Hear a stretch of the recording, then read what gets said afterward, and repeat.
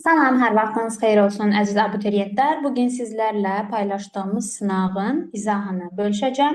İlk birinci sual ilə başlayaq. Python dilində yazılmış alt proqram nəticəsini müəyyən edin. Əvvəla biz bilirik ki, def funksiyasında ilk birinci hesablamağa başlayacağıq. Harda? Return-dən aşağı hissədə. Əvvəlcə fun 25 9-u, daha sonra isə fun 12 5-i hesablayacağıq. Gəlin fun 25 9-u hesablayaq. Gəlib burada x və n-in yerinə 25 9 qiymətlərinin yerinə yazacağam. Yazacağam buraya 25 və 9 qiymətini. Yerinə yazdıqdan sonra gəlirəm burada. Deyirəm ki, 25 böyükdürmü 0-dan? Deyirəm ki, bəli. O zaman 25-i 9-a böl və sətir tipində, yəni qalığını, təbii ki, faiz işarəsi qalıq deməkdir, qalığını mənə ver. 25-i 9-a böləndə tam hissəm ödəyəcək 2, qalıq hissəm isə mənə verəcək 7. 7 plus s, s də boşdur. Burada alacağım neçə? 7. Aha, x-ı n-ə böləcəm. 25-i 9-a böləcəm. Tam hissəm mənə verəcək neçə? 2. Yuxarı qalxıram. 2 böyükdürmü 0-dan? Bəli. 2 sətir tipində, yəni 2-ni böləcəm 9-a, qalıq edəcək 2 və sətir tipində s-ə əlavə edəcəm. Qarşısına yazdım bir dənə 2. Oldu mənə 2, 7 sətir tipindədir hər ikisi. Aha, yenidən 2-yi 9-a böləcəm. Tam hissəm olacaq neçə? 0. Və yenidən yuxarı qalxıram. 0 böyükdürmü 0-dan? Deyirəm ki, xeyr. Return S mənə verdi neçə? 2, 7 sətir tipində. Yazıram bura. 2, 7 sətir tipində. Üzərinə gəlirəm. İndi fun 12, 5-i hesablayacağam. Gedək indi fun 12, 5-in qiymətini hesablayaq. Aha. Gəlirəm bura, yenidən burada yazıram 12 və 5 qiymətlərini daxil edirəm. Deyirəm ki, 12 böyükdürmü 5-dən, 12 böyükdürmü 0-dan? Deyirəm ki, bəli. Deyirəm ki, o zaman 12-yi 5-ə böləcəm. Qalıq hissəm mənə edəcək 2. 2-ni sətir kimi S-ə daxil edirəm. Yenidən 12-ni böləcəm 5-ə. Tam hissəm mənə neçə verəcək? 2 verəcək. Yuxarı qalxıram, 2 böyükdürmü 0-dan? Bəli. Yenidən 2-ni götürüb böləcəm 9-a, 5-ə. 2-yi 5-ə böləndə qalıq hissəm yenə edəcək 2. Sətir tipində 2-ni daxil edəcəm mən bura. Aha, neçə aldım? 2, 2. Yenidən 2-yi 2-yə böləcəm. 2-yi n-im neçədir məndə? N 5-dir. 2-yi 5-ə böləcəm. Qalıq tam hissəm edəcək mənə 0. Başa qayıdıram. 0 böyükdürmü 0-dan? Xeyr. Və mənim, baxın, burada ən son neçə almışam isə 2, 22, yəni 2, 2 sətir tipində. Return mənə verdi 2, 2-ni sətir tipində və ən sonda da aldığım hər ikisini toplayacağam. Aha, indi burada 2, 7 də sətir tipindədir. 2, 2 də sətir tipindədir. Təbii ki, mənim alacağım qiymət də sətir tipində olacaq. 2 sətir tipində olan ədədləri toplayanda bilirik ki, onları yan-bayan yazırıq. Cavab olacaq 2, 7, 2, 2 sətir tipində. Burada cavab olacaq A variantı. Növbəti suala keçid edirəm.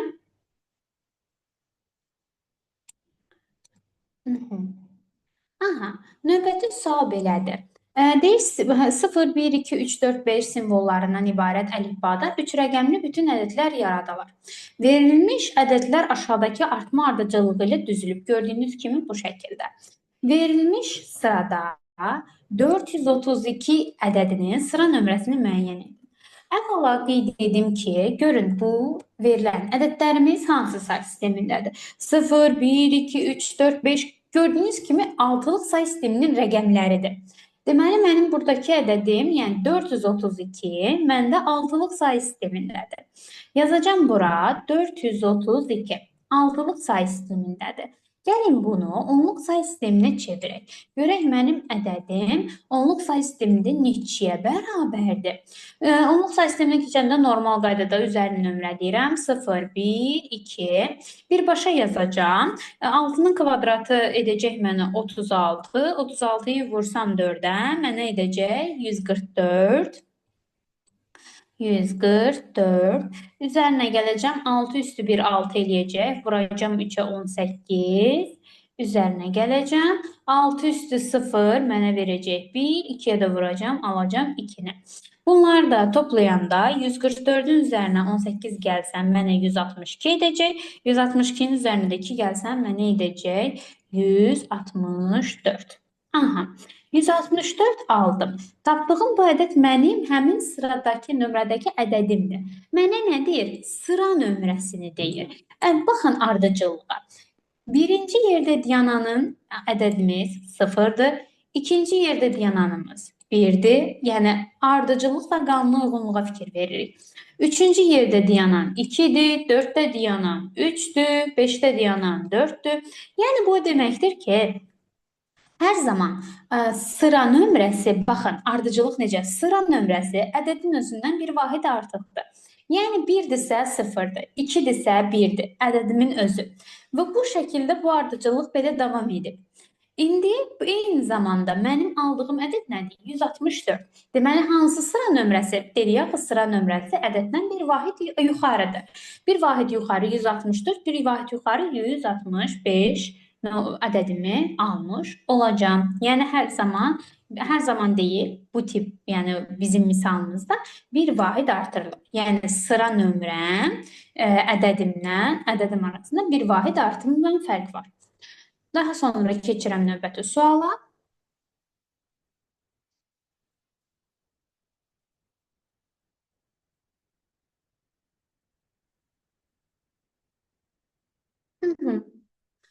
Üçüncü sualımız belədir. Deyir ki, vektor qrafik redaktoruna aiddir. Təbii ki, vektor qrafik redaktoruna elə ilk birinci burada bizi A variantı qarşılayır. OpenOffice.org draft. Yerdə qalanlara baxın, Paint raster qrafikasına aiddir, Corel PhotoPaint raster, yəni bir sözlə elə ilk birinci A variantı bizdə burada vektor qrafikasıdır. Növbəti suala keçid edirəm. Aha. Növbəti sualımız belədir. Deyir ki, Face Akademiyada qeydiyyatdan keçmək üçün istifadəçidən parol yaratmaq tələb olunur. Parolun uzunluğu tam olaraq 11 simvoldan ibarətdir. İstifadə olunan simvolların onluq rəqəmlər və baxın, onluq rəqəmlər və əlifbanın 12 müxtəlif hərfindən ibarətdir. Yəni tapaq görək mənim ümumilikdə əlifbanın simvollarının sayı nə qədərdir? Deməli, 12 əlifbanın müxtəlif rəqəmi var və onluq, baxın, onluq rəqəmləri, yəni 10 dənə də onluq rəqəmim var. Üzərinə gəldim 10. Bərabərdir. Etdi mənə neçə? 22. Əlifbamdakı simvolların sayı 22-dir. Baxın, Hartley düsturuna əsasən n bərabərdir 2 üstü i düsturuna əsasən, gəlin biz buradan bitlərimizin sayını tapaq. i 22 təqribən 2 üzərində 5 deməkdir. Buradan biz nə tapmış olduq? 5 bitimizi tapmış olduq. Məndə simvolların sayı 11-dir. 11'i vuracam 5'ə. Görək məndə ilkin həcm nə qədərdir? 11'i vurdum 5'ə. Etdi neçə? 55 bit. Baxın, 55 bit almış oldum. Okey. Burada problem yoxdur. Baxın, gəlin gerisini oxuyaq misal. Görək bizdə nə deyir? Aha. Deyir ki, hər bir parol kompüterdə saxlamaq üçün minimal, mümkün və eyni tam bayt sayı ayrılır. Bütün simvollar eyni və minimum mümkün bit sayı ilə kodlaşır. Bu nə deməkdir? Yəni, baxın, 55 bit almışam. Bu 55 biti tutaq ki, mən bayta çevirmək istəyirəm də. Bölməliyəm 8'ə bayta çevirmək üçün. Görürsünüz, orada tam bir bayt alım var. 6 tam 1000'də 875 alacaqsınız. Siz 55'i bölsəz 8'ə. Mən bunu tam bayta gətirməliyəm. Çünki mənim misalımda da deyir. Eyni tam bayt sayı ayrılır deyir. Ona görə də nə edəcəm? 6 tam 1000'də 875'i mən təqribən 7 tam götürəcəm. Tam bayta gətirəcəm də. 7 bayt. Okey. 7 baytımı aldım. Daha sonra nə deyir? Deyir 60 belə parolun informasiya həcmi neçə baytdır? 60 belə parol deyirsə, 60'ı vuracağım 7 baytıma. O da bərabərdir mənə nə verəcək? 420 bayt almış olacağım. Bu qədər sadə. Burada cavab olacaq C variantı. Növbəti suala keçid edirəm.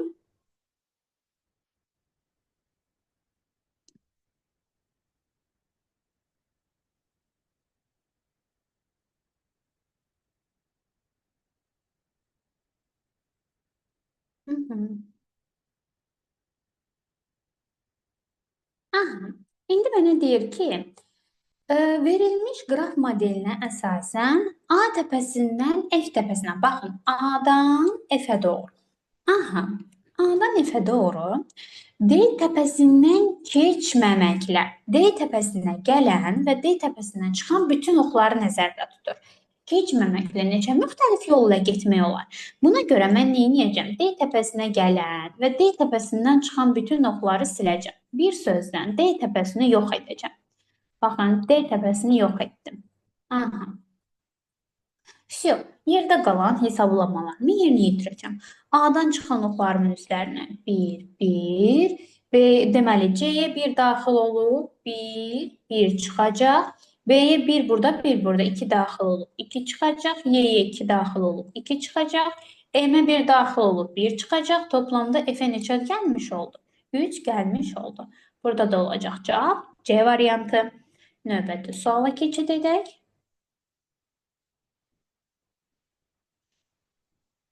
Hı -hı. Deyir ki, lazerli printer 10 səhifədən ibarət məlumatı 120 saniyə ərzində çap etməsi üçün nə qədər çap sürəti lazımdır? Əvvəla biz burada 120 saniyəmizi gəlin çevirək dəqiqəyə. 120-ni böləcəm 60-a. Mənə neçə verəcək? 2 tapmış oldum. Amma və sürət bərabərdir, həcm bölünsün vaxt düsturumuz var. Təbii ki, buradan qeyd edirəm və bərabərdir. Həcm bölünsün bizim T vaxta. Aha, buradan sürəti soruşur. Bizdən sürətimiz yoxdur. V olduğu kimi yerində qalacaq.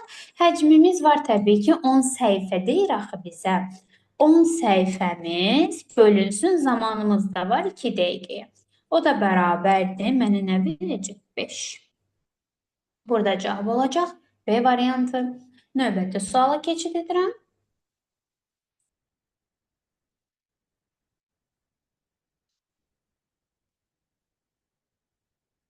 Aha, indi mənə burada deyir ki, mətn faylının uzantıları hansılardır? Təbii ki, hansılardır? Docdur, ondan sonra MIDI bilirsiniz ki, səs faylıdır, ondan sonra textdir, daha sonra isə WAV olmaz, BMP olmaz, Docdur biri də. Deməli, Docdur, textdir, Docx-dır. 1, 3, 6 cavab burada olacaq, B variantı. Növbəti suala keçid edək.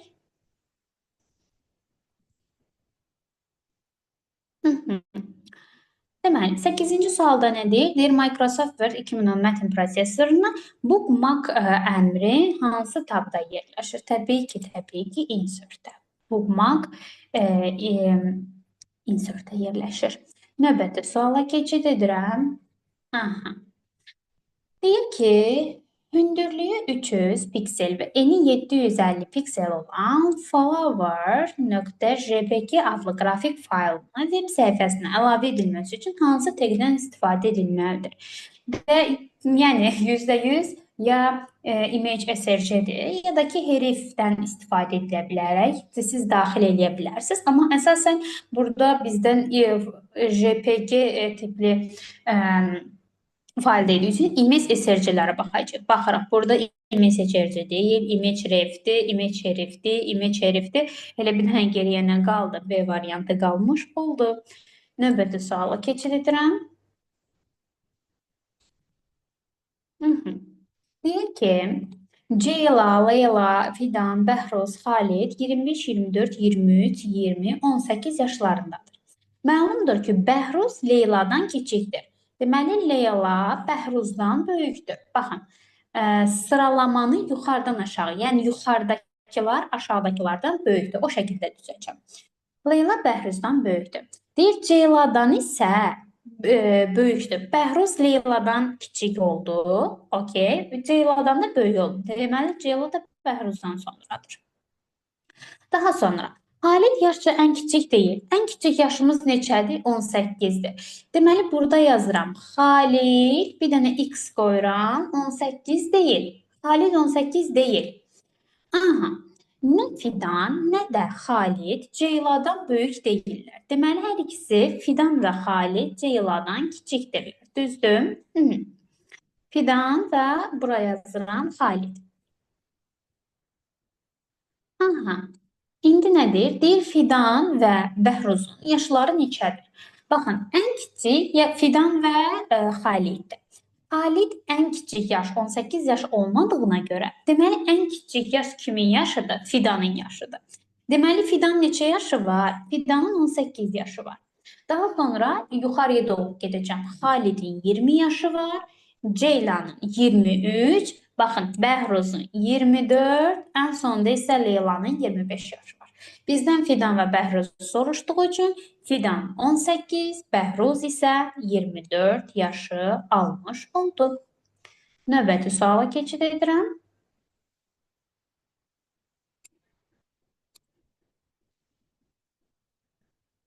Hı -hı. 11-ci sualımız açıq tipli sualdır. Qeyd edir ki, kafedranın işçiləri haqqında ümumi məlumat 8 kilobayt yaddaş əhatə edir. Hər bir işçinin səhifəsi 32 sətirdən və hər sətirdə isə 128 simvoldan ibarətdir. Müəssisədə neçə əməkdaş işləyir və bunu məndən Unicode-da tələb edir. Aha, gəlin yazaq. Bizim düsturumuz necə idi?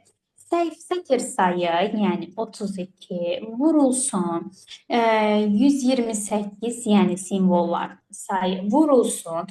Müəssisədə işləyənin əməkdaşımın sayını bilmirəm. Ona bir dənə x deyəcəm.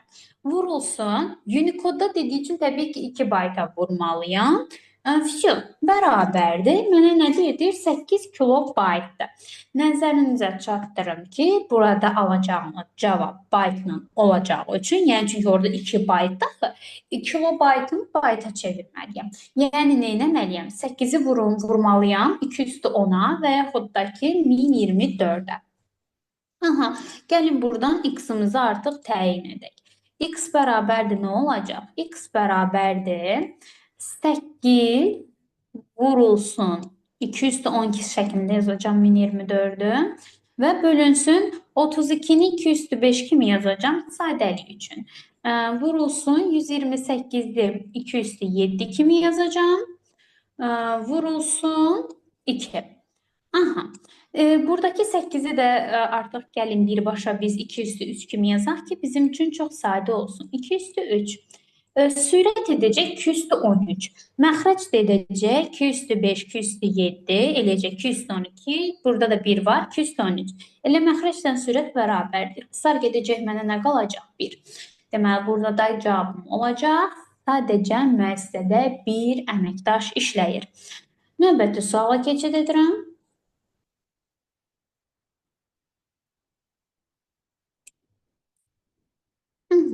Deyir, elektron cədvəldə B3 xanasına daxil edilmiş, baxın, bu düstur Y6 xanasına köçürülən zaman bu xanada hansı düstur alınır? Baxıram əvvəlcə. B-dən Y-yə gedir. Hərflər arasındakı fərqi müəyyənləşdirəm. B, C, D, Y. Deməli, neyini? 4 xana artıb. Plus 4. İndi isə rəqəmlər arasında artma diqqət yetirirəm. 3-dən 6-ya gedib. Yəni, əvvəlcə B 3 idi, sonra 6 oldu. Nə edib? 3 vahid də xanalar arasında artım baş verib. İndi gəlin, düsturumda deyir ki, C-nin qarşısında heç bir dollar işarəsi yoxdur. Yəni, sabit bir xana deyil, C dəyişəcək. C, 4 xana bu tərəfə sürüşdürdükdə C, D, Y, F. Gələcək F. F-dən olmayan bütün variantlarımı çıxıram. Daha sonra dollar işarəsi 3. Çünki burada 3-üm dəyişməyəcək. Mütləq xanadır. Aha, baxın, burada Y variantında dollar işarəsi 6 verib. Onu da çıxıram. Daha sonra isə baxın, Y-nin qarşısında dollar işarəsi var. Yəni, bu nə deməkdir? Mənim Y olan sütunum sabitdir. Y dəyişməyəcək. Baxıram, Y dəyişməyən. Baxın, burada B variantında dəyişib. Bir dənə dəyişməyən hansındadır? D variantındadır. Keçirəm növbəti suala.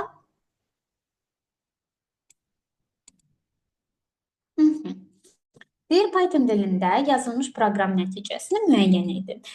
Yoxlayıram əvvəlcə. Deyirəm ki, 720 fərqlidirmi 150-dən? Deyirəm ki, bəli. Deyirəm ki, 720 böyükdürmü 150-dən? Deyirəm, bəli. Deyir, o zaman nə et? 720-dən çıx neçəsinin 150-sini. Mənə nə düşəcək? 570. Aha, yazıram bura. 570. Daha sonra if şərtinə baxdığım üçün else-yə baxmayacağam. Amma A-nın yeni qiyməti 150, 570-dir. Üzr istəyirəm. Deməli, yenidən yoxlayıram. 570 fərqlidirmi 150-dən? Deyirəm, bəli.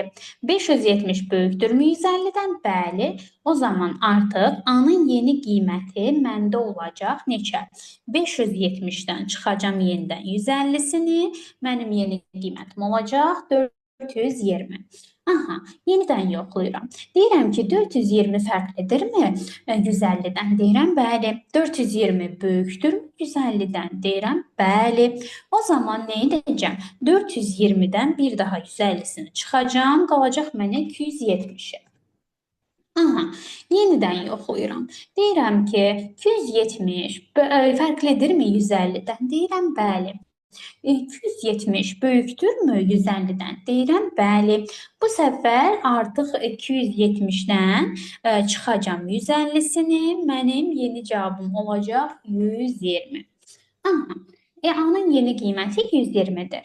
120 fərqlidirmi 150-dən? Bəli. 120 böyükdürmü 150-dən? Xeyr. Bu zaman artıq else-yə keçəcək. Else-də isə deyir ki, 150-dən çıx 120-sini. Mənə verəcək 30. B-nin yeni qiyməti 30-dur. Yenidən yoxlayıram. 30, deməli 120 fərqlidirmi 30-dan? Deyirəm, bəli. Deyir ki, 120 böyükdürmü 30-dan?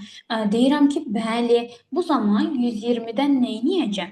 120-dən çıxacam 30-unu, mənə qalacaq neçə? 90. A-nın yeni qiyməti 90-dır. 90 fərqlidirmi 30-dan? Bəli. 90 böyükdürmü 30-dan? Bəli. Artıq A-nın yeni qiyməti neçə olacaq? 90-dan 30 çıxacam, olacaq 60. Yenidən yoxlayıram bir də. 60 fərqlidirmi 30-dan? Bəli. 60 böyükdürmü 30-dan? Bəli. Bu zaman 60-dan çıxacam 30-unu, qalacaq neçə? 30. Aha, bir daha yoxlayıram. 30 fərqlidirmi 30-dan? Deyirəm, xeyr. Всё, bitdi, dövür, çıxdım, gəldim printə. Deyir, A-ya ən son neçə almışdım? 30 almışdım. 30 da çıxacaq çapa. Baxın, 30 burada ola bilər ki, C variantında bəli 30 var. Ola bilər ki, 2 variantda da 30 olsun. Bu zaman nə edəcəksiniz? Baxacaqsınız ki, daxil etdiyiniz ədəd nədir? Çıxışa gələn ədəd nədir? Daxil etdiyim ədəd 720 ilə 150-dir. Çıxışı isə 30 gəlib. Aha, bu zaman anlayacaqsınız ki, 720 ilə 150-nin elə əbobu neçəymiş? 30 imiş. Deməli, burada həmçinin əbobunu da tapır. Belə, növbəti suala keçid edirəm.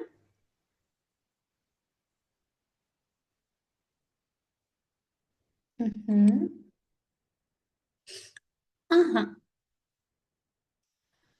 14-cü sual deyir ki, şəbəkədə ötürmək üçün gördüyünüz kimi 512.000 simvoldan ibarət məlumatın hazırlanıb. Hər simvol 2 baytla kodlaşır. Ötürmə müddəti 64 saniyədir. İnformasiyanın ötürmə sürətini müəyyən edin. Deməli, sürətim yoxdur. Yazıram V bərabərdir. Aha, simvol sayım nə qədərdir? Bu şəkildə yazın, daha aydın görünsün sizlər üçün. Deməli, 512.000 vurulsun nə qədərlə kodlaşır? Deməli, 2 baytla kodlaşır. Vuracam 2-yə. Bölünsün, vaxtım neçədir? 64 saniyədir. Bölünsün 64-ə. Bu da bərabərdir. Normal qaydada nə edəcəm mən? Deməli, 512 minimi vuracam 2-yə, aldığım cavabı isə böləcəm 64-ə. Mənə verəcək 16.000 almış olacam. 16.000. Burada cavabım olacaq 16.000. Növbəti suala keçid edirəm.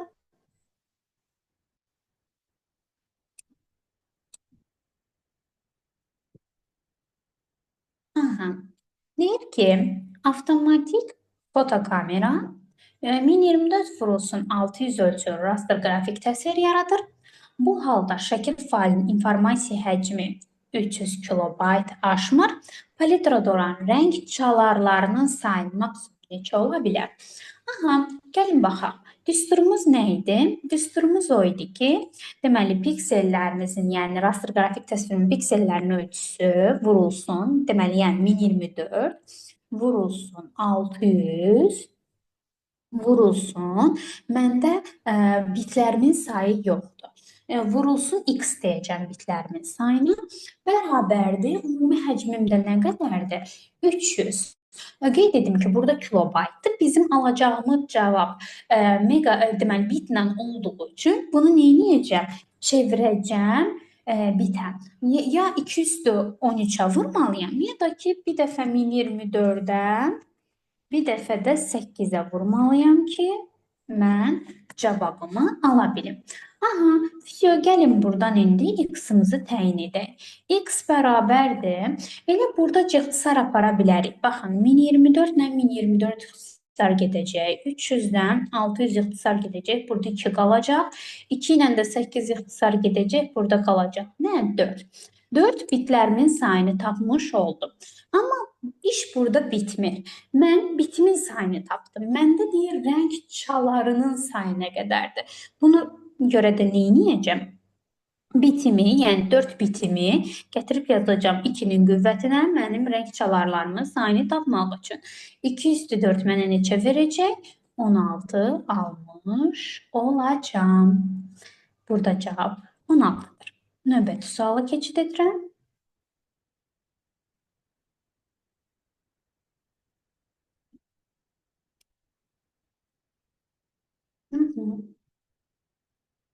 Aha, gəlin baxaq.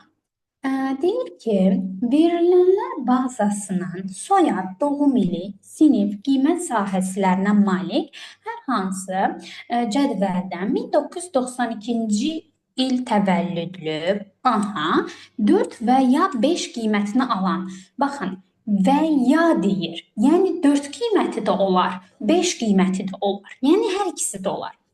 10-cu sinif şagirdləri, söhbət 10-cu sinif şagirdlərindən gedir.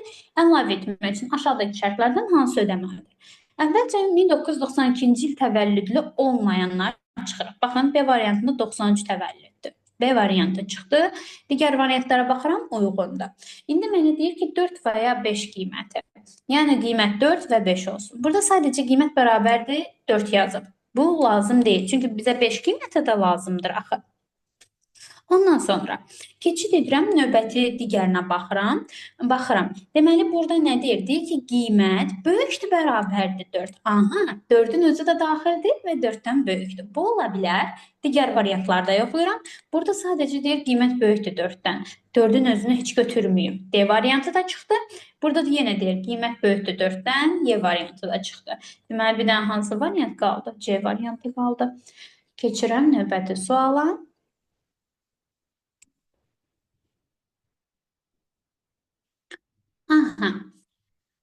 Belə, gəlin baxaq. Deyir ki, verilmiş alqoritmin yerinə yetirilməsi nəticəsində B dəyişən 34 qiymət almışdır. Buna əsasən A və B dəyişənlərinin ilkin qiymətlərini müəyyən edin. Gəlin tapaq. Əvvəla qeyd edeyim ki, baxın, burada ən son A plus B-yə neçə alıb? 34 alıb. Bu bərabərdir 34-ə. Mən burada əvəzləmə apara bilərəm. Baxın, A-nın yerinə bu qiyməti yaza bilərəm. Gəlin yazaq. Yazıram burada. A-nın yerinə B üstə gəlinsin 2 üstə gəlinsin A üstə gəlinsin B bərabərdir 34 ala bilərəm. Gəlin buranı indi sadələşdirək. 2B, B-ləri topladım. Üzərinə gəlirəm. A-nı bərabərdir neçəyə? 2-ni də digər tərəfə keçirdəcəm. 32 alacağım. Buradan aldım. Baxın, buradakı B-nin qiyməti görəcəksiniz. Elə buradakı növbəti B bərabər A plus 10-un qiymətidir.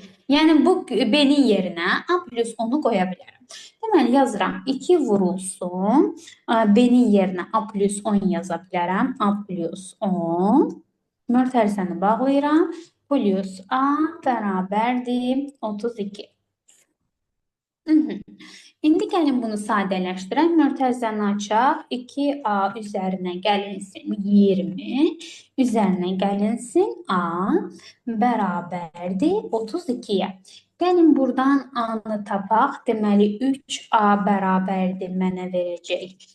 20-ni digər tərəfə keçirdəcəm. 12 və buradan a bərabərdir. Tapacam neçəni? 4. Aha, aya 4 aldım. İndi məndən nə istəyir? Bir də b-nin qiymətini istəyir. A hansının qiymətidir? Baxın, buradakı a-nın qiymətidir. Gətirib yerinə yazacağam. A-nın yerinə 4 yazsam, buradan b-yi təyin etsəm, b bərabər neçə almış olacağam? 2 almış olacağam. Deməli, A-ya 4, B-yə isə 2. A-ya 4, B-yə isə 2. Baxın, birinci A dediyi üçün A-nın qiymətini. Yəni, 2 4-də var, 4 2-də var. Variantlar sizi çaşdırmasın. Növbəti sual keçid edirəm.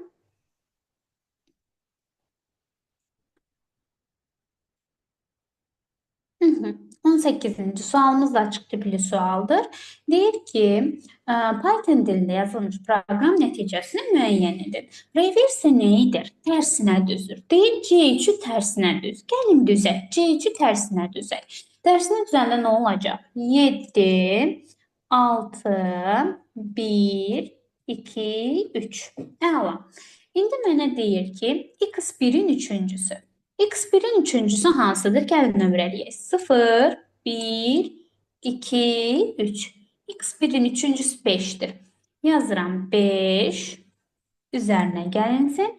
X2-nin ikincisi. 0, 1, 2. X2-nin ikincisi oldu 6. Üzərinə gəlirəm. X3-ün birincisi. 0, 1. Birincisi də oldu nə? 6. 5 üstə gəlir 6. 11, 11-in üstə də 6 gəlirəm. Neçə? 17. Burada cavab olacaq 17.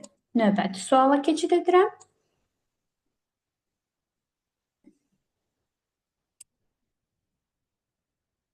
Aha.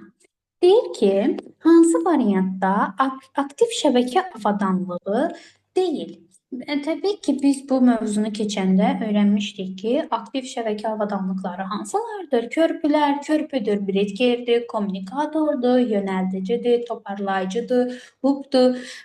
Lakin bu variantların içərisindən bir dənə RJ45 bağlayıcısı var ki, bu aktiv şəbəkə avadanlığı deyil. Burada cavab olacaq Y variantı. Növbəti suala keçid edirəm. Aha, 20-ci sualımız və sonuncu sualımız. Qeyd edir ki, onluq say sistemində verilmiş 256 ədədini ikili say sistemində yazılışında iştirak edən sıfırların sayı birlərin sayından nə qədər çoxdur? Biz bu mövzunu keçərkən belə bir qayda öyrənmişdik. Onluq say sistemində verilmiş 200n ədədini ikili say sisteminə keçirdəndə ədədimiz hər zaman 1-lə başlayacaq və eyni sayda sıfırlarımız olacaq. Yəni 2-nin qüvvətinə neçə varsa, o qədər də sıfırlarımızın sayı olacaq. İndi burada məndə n-in yerində 56 var. 256. Ədədim özü 1-dən başlayacaq və 56 ədəd nəyim olacaq? Sıfırlarım olacaq. Nöqtə, nöqtə, nöqtə, 56 ədəd. Aha, məndə də nə istəyir?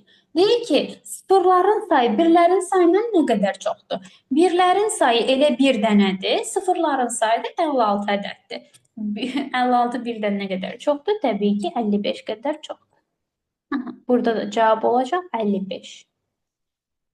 Belə əziz abituriyentlər, növbəti dərslərimizdə və sınaq izah videolarımızda görüşmək ümidi ilə özünüzə yaxşı baxın. Hələlik.